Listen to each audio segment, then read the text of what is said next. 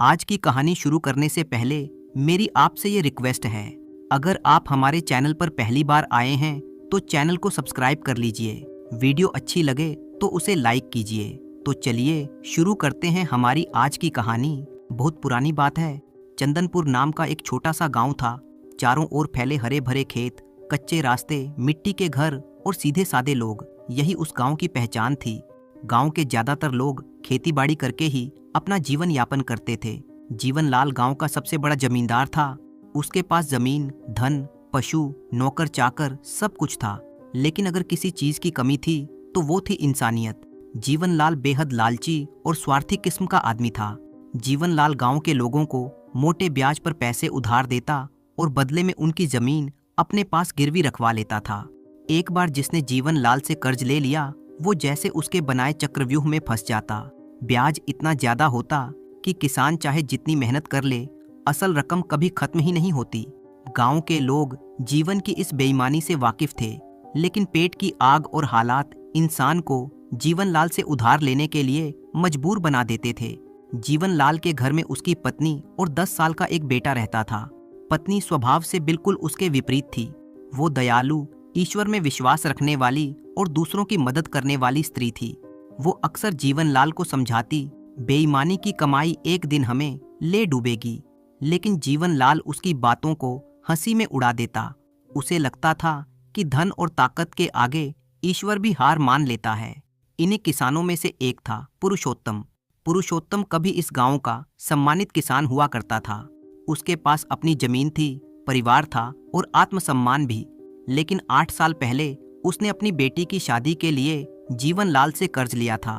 उसी दिन से उसकी जिंदगी की दिशा बदल गई। अब वो दिन रात जीवनलाल के खेतों में बंधुआ मजदूर की तरह काम करता था। सूरज की तपती धूप हो या ठंडी रातें, उसकी मेहनत में कोई कमी नहीं होती थी। लेकिन मजदूरी के नाम पर उसके हाथ हमेशा खाली रहते। जो थोड़ा बहुत मिलता वो भी ब्याज के खाते में जोड़ दिया जाता। पुरुषोत्तम का एक जवान बेटा था, मनोहर। मनोहर तेज तर्रार, समझदार और आत्मसम्मान से भरा हुआ नौजवान था। वो अपने पिता को इस हालत में देखकर भीतर ही भीतर जलता रहता। एक दिन मनोहर ने अपने बापू से कहा, बापू, आप दिन रात जमींदार के खेतों में काम करते हो, फिर भी हमारे घर में 2 वक्त की रोटी नहीं होती। आखिर ये कैसा हिसाब है? पुरुषोत्तम बोला, बेटा मनोहर, 8 साल पहले जो कर्ज लिया था, आज भी वो उतना ही खड़ा है। जितना पैसा लौटाता हूँ उतने में ब्याज भी पूरा नहीं होता। मनोहर का खून खौल उठा। बापू, जमींदार के हिसाब किताब में जरूर गड़बड़ है। वो हम भोले किसानों को मूर्ख बना रहा है। पुरुषोत्तम बोला, शायद तुम ठीक कहते हो बेटा, लेकिन हम गरीब लोग कर भी क्या सकते हैं? हमारी किस्मत में शायद यही लिखा है। मनोहर चुप हो गया, लेकिन उसके भीतर कुछ टूट चुका था। अगली सुबह पुरुषोत्तम काम पर जाने के लिए उठा, लेकिन वो चारपाई से उठ नहीं सका। उसकी सांसें भारी थीं, शरीर तप रहा था। गरीबी की मार, अधूरी खुराक, दिन रात की मेहनत और कर्ज की चिंता, इन सब ने मिलकर उसके शरीर को खोखला कर दिया था। मनोहर घबरा गया। वो गांव के वैद्य को बुला लाया। वैद्य ने नाड़ी देखी, दवा दी और कुछ दिनों के आराम की सलाह दी। लेकिन पुरुषोत्तम की हालत बिगड़ती चली गई। मनोहर रात रात भर अपने पिता के पास बैठा रहता। उसके मन में एक ही सवाल घूमता रहता, उसके पिता की ये हालत किसी बीमारी की वजह से है या किसी के लालच की वजह से है? कुछ ही दिनों में पुरुषोत्तम ने हमेशा के लिए आंखें मूंद ली। पिता की मौत ने मनोहर को भीतर तक तोड़ दिया था। वो जानता था कि उसके पिता की मौत बीमारी की वजह से नहीं हुई, बल्कि उस अंतहीन कर्ज, अपमान और बंधुआ मजदूरी की देन थी, जो सालों से उसके पिता को भीतर ही भीतर खा रही थी। मनोहर अब पहले जैसा नहीं रहा था। उसकी आंखों में नींद नहीं थी, चेहरे पर मुस्कान नहीं थी और दिल में शांति तो जैसे खत्म ही हो चुकी थी। वो दिन भर चुपचाप रहता और रातों को बेचैनी में करवटें बदलता रहता। एक दिन उसने जीवनलाल को खत्म करने का फैसला कर लिया। वो अब खेतों में काम करने नहीं जाता था। वो जीवनलाल के घर की निगरानी करने लगा। कब वो बाहर जाता है, कब लौटता है, घर में कौन आता जाता है, मनोहर हर छोटी बड़ी बात पर नजर रखने लगा। उसे पता था कि जीवनलाल हमेशा नौकरों से घिरा रहता है। दिन में उस तक पहुंचना नामुमकिन था, लेकिन मनोहर धैर्य रखे हुए था। एक दिन मनोहर को एक खास बात पता चली। गांव में चर्चा थी कि अमावस्या की रात जीवनलाल के नौकर अपने अपने गांव जाने वाले हैं। उस रात जमींदार और उसका परिवार ही घर में होगा। जब ये बात मनोहर के कानों में पड़ी तो उसने आंखें बंद करके अपने बाबू से कहा, बापू, जल्दी ही आपकी आत्मा को शांति मिलेगी। अमावस्या की रात को मनोहर दबे पांव जमींदार के घर के पीछे पहुंचा। वो दीवार फांदते हुए घर के भीतर दाखिल हुआ। उसका दिल जोर जोर से धड़क रहा था। जीवनलाल चारपाई पर बैठा हिसाब किताब देख रहा था। मनोहर ने खंजर निकाला और तेजी से आगे बढ़ा। जीवनलाल कुछ समझ पाता उससे पहले ही मनोहर ने खंजर उसके सीने में उतार दिया। जीवनलाल चारपाई पर ढेर होकर गिर गया। मनोहर की सांसें तेज चल रही थीं। उसके हाथ खून से सने हुए थे। जिस इंसान को वो सालों से अपनी हर तकलीफ की वजह मानता था, वो अब उसके सामने निर्जीव पड़ा था। उसे लगा जैसे उसके कंधों से कोई भारी बोझ उतर गया हो। लेकिन तभी एक मासूम चीख ने उस सन्नाटे को चीर दिया। पिताजी! मनोहर पलटकर देखा। दरवाजे के पास 10 साल का एक बच्चा खड़ा था। कृष्णा। उसकी आंखें डर और सदमे से फटी हुई थीं। उसने अपने पिता को खून में लथपथ पड़ा देखा था और हत्यारे को भी। कृष्णा जोर जोर से रोने लगा। मनोहर के पैरों तले जमीन खिसक गई। उसने कभी किसी बच्चे को दुख देने के बारे में नहीं सोचा था। मनोहर को समझ आ गया कि अगर वो अब नहीं भागा तो पकड़ा जाएगा। एक आखिरी नजर उसने जीवनलाल के बेटे पर डाली। वही डर, वही दर्द जो कभी उसके अपने भीतर था। फिर वो अंधेरे में भाग निकला। उस रात के बाद मनोहर गांव में फिर कभी नहीं दिखा। कुछ लोगों ने कहा वो जंगल की ओर भाग गया है। कुछ ने कहा वो नदी पार करके दूसरे इलाके में चला गया है। लेकिन सच्चाई किसी को नहीं पता थी। कृष्णा की आंखों में वो दृश्य हमेशा के लिए बस गया था। रातों को वो चीखकर उठ बैठता। उसे बार बार वही खून से सना चेहरा और वो हत्यारा दिखाई देता।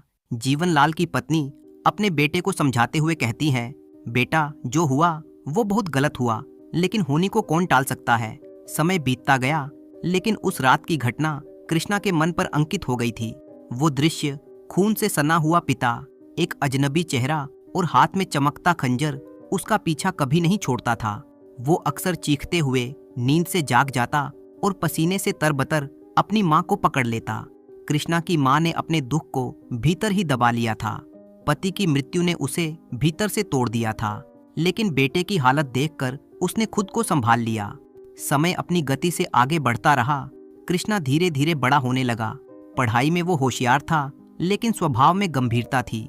दूसरे बच्चों की तरह शरारत करना, खुलकर हंसना, ये सब जैसे उसने बहुत पहले छोड़ दिया था। गांव के लोग कहते, लड़का समझदार है, उम्र से पहले बड़ा हो गया है। लेकिन कोई ये नहीं समझता था कि उसकी समझदारी के पीछे कितना दर्द छिपा है। कभी कभी कृष्णा अपनी माँ से पूछता, माँ, पिताजी को किसने मारा था? हर बार ये सवाल उसकी माँ के दिल में छुरा चुभो देता था। वो गहरी सांस लेकर बस इतना कहती, भगवान सब देखता है बेटा, जो करता है वही भरता है। लेकिन कृष्णा का मन इस उत्तर से संतुष्ट नहीं होता। उसे लगता था कि अगर भगवान सच में सब देखता है तो उसके पिता के हत्यारे को सजा क्यों नहीं मिली। अब कृष्णा जवान हो चुका था। माँ की सीख और जीवन के अनुभवों ने उसे ईमानदार बना दिया। उसने जमींदारी संभाली, लेकिन अपने पिता की तरह नहीं। अब कृष्णा को यह समझ आने लगा था कि क्यों उस अजनबी ने उसके पिता की हत्या की थी। उसे पता चल चुका था कि उसका पिता लोगों को भारी ब्याज पर पैसे देता था और फिर हिसाब किताब में ऐसी गड़बड़ करता कि लोगों का कर्ज ही पूरा नहीं होता। कृष्णा को यह समझ आ चुका था कि उसका पिता एक बेईमान जिम्मेदार था और उनके इन कर्मों की वजह से ही उनकी हत्या हुई थी। लेकिन अभी भी कृष्णा के मन में बदले की आग शांत नहीं हुई थी। कृष्णा अपने गांव के किसानों से सही व्यवहार करता, उनके कर्ज हल्के किए और मेहनत की कद्र करता। गांव के लोग जीवनलाल के बेटे की बहुत इज्जत करते थे, पर कृष्णा के मन में शांति नहीं थी। रात के सन्नाटे में जब सब सो जाते, वो अकेला बैठकर सोचता, जिसने मेरे पिता को मारा वो आज कहाँ होगा। उसे लगता था कि जब तक वो उस इंसान को ढूंढ नहीं लेगा, तब तक उसकी आत्मा को चैन नहीं मिलेगा। उसकी माँ जानती थी कि बेटे की परेशानी का कारण क्या है। कई बार उसने कृष्णा को समझाने की कोशिश की, बेटा, जो हो चुका है उसे बदला नहीं जा सकता। कृष्णा सिर झुका लेता, लेकिन जवाब नहीं देता।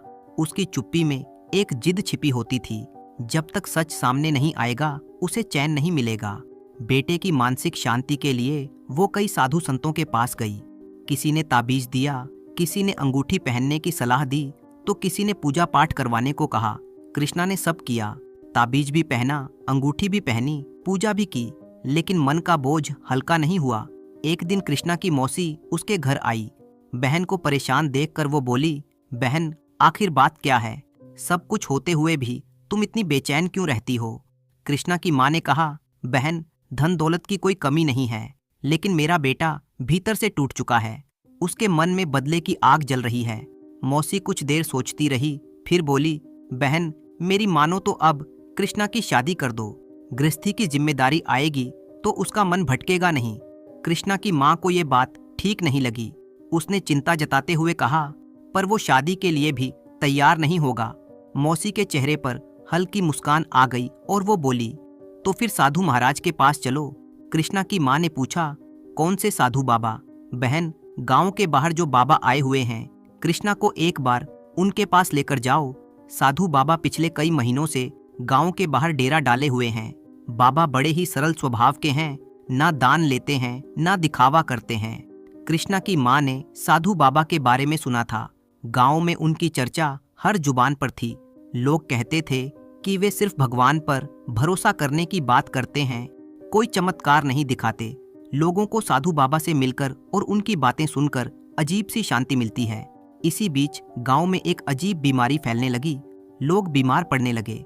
वैद्य और हकीम भी असहाय नजर आने लगे। डर का माहौल बन गया। कुछ पाखंडी और ढोंगी लोगों ने मौका देखकर अफवाह फैला दी कि अगर साधु बाबा 21 दिनों का निर्जल उपवास करें तो गांव इस महामारी से बच सकता है। जब ये बात साधु बाबा तक पहुंची तो उन्होंने साफ मना कर दिया। उन्होंने कहा, बीमारी का इलाज उपवास नहीं, दवा है। लेकिन लोगों की श्रद्धा और डर के आगे उनकी एक ना चली। आखिरकार उन्होंने उपवास स्वीकार कर लिया। दिन बीतते गए।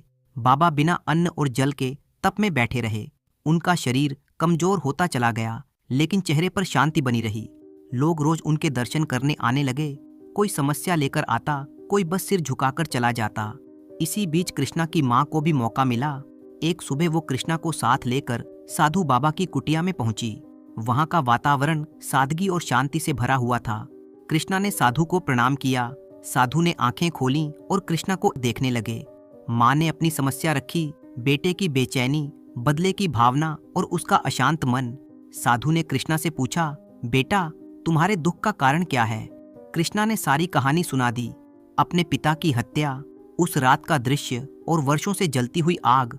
अंत में उसने कहा, अगर आप सचमुच कोई सिद्ध पुरुष हैं तो मुझे मेरे पिता के हत्यारे के बारे में बता दीजिए, तभी मुझे शांति मिलेगी।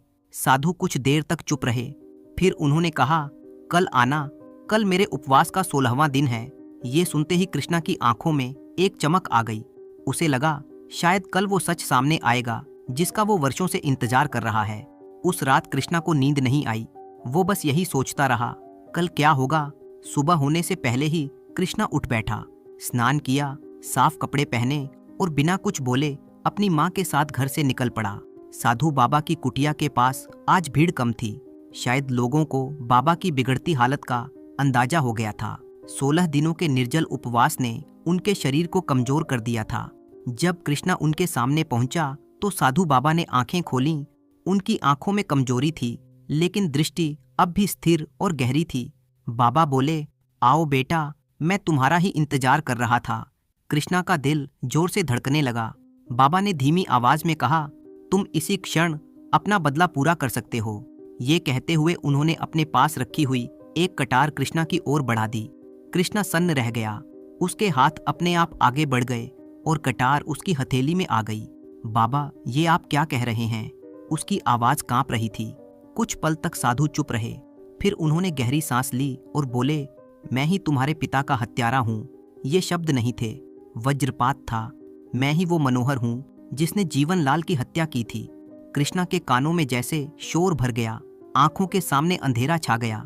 वर्षों से संजोया हुआ चेहरा, अजनबी कातिल, सब कुछ अचानक साफ हो गया। उसकी नसों में खून उबल पड़ा। वो चीख पड़ा और कटार उठाकर साधु की ओर बढ़ा। तभी कृष्णा की माँ सामने खड़ी हो गई और कहने लगी, बेटा, ये तू क्या करने जा रहा है? इस साधु की आंखों में डर नहीं बल्कि दृढ़ता है। ये मनोहर अब वो पहले वाला मनोहर नहीं है। ये एक साधु है, एक ऐसा इंसान जिस पर हजारों लोगों का विश्वास टिका है। ये लोगों को भोजन कराता है, गरीबों का सहारा है, और सबसे बड़ी बात, ये 17 दिनों से भूखा प्यासा बैठा है, सिर्फ गांव को बचाने के लिए। कृष्णा के हाथ कांपने लगे। माँ बोली, बेटा, अगर आज तू इसे मार देगा तो ये केवल हत्या नहीं होगी, ये उस विश्वास की हत्या होगी जो हजारों लोगों ने इसमें रखा है। कृष्णा की आंखों से आंसू बहने लगे। वो पीछे हटा। कटार उसके हाथ से छूटकर जमीन पर गिर पड़ी। साधु बाबा की आंखों से भी आंसू बहने लगे। वे बोले, हाँ बेटा, मैं अपराधी हूँ, मैंने हत्या की थी। उस समय मेरे सिर पर भी वही खून सवार था जो कुछ देर पहले तुम्हारे सिर पर था। उन्होंने कांपती आवाज में आगे कहा। उसके बाद मैं भागता रहा, जंगलों में छिपा, गांव-गांव भटका। हर रात वही खून, वही चीखें मेरा पीछा करती रहीं। मन अशांत हो गया। फिर एक दिन मैं एक संत की शरण में गया। वहीं से ये जीवन शुरू हुआ।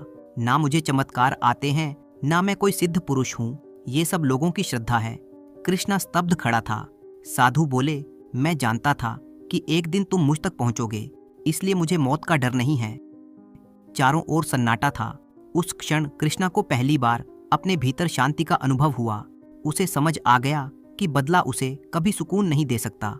उसने झुककर साधु के चरण छुए और कहा, आप जाइए बाबा, मैं आपको क्षमा करता हूँ। कृष्णा और उसकी माँ बिना कुछ कहे साधु बाबा की कुटिया से बाहर निकल आए। बाहर खड़ी भीड़ को इस बात का जरा भी अंदाजा नहीं था कि उस छोटी सी कुटिया के भीतर क्या तूफान गुजर चुका है।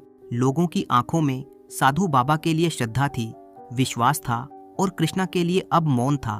उस दिन के बाद कृष्णा के भीतर कुछ बदल गया। जिस बेचैनी ने उसे वर्षों तक जकड़े रखा था, वो जैसे धीरे धीरे पिघलने लगी।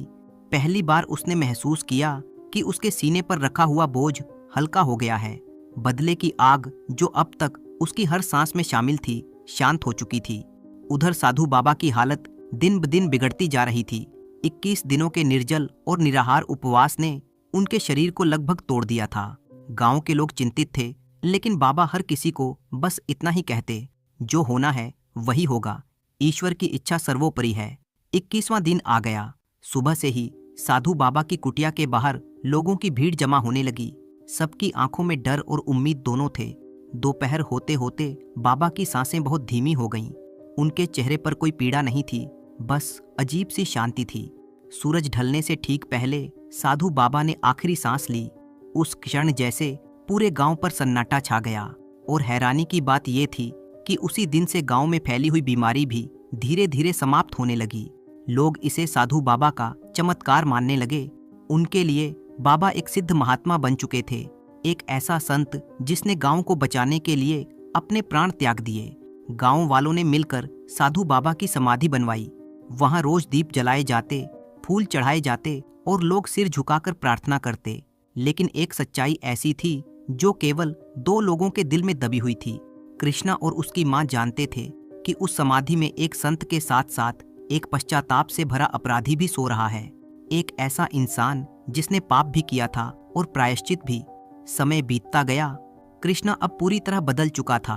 उसने जमींदारी को सेवा का माध्यम बना लिया। उसने किसानों के पुराने कर्ज माफ किए, ईमानदारी से हिसाब रखा और किसी की मजबूरी का फायदा कभी नहीं उठाया। गांव में अब डर नहीं बल्कि भरोसे का माहौल था।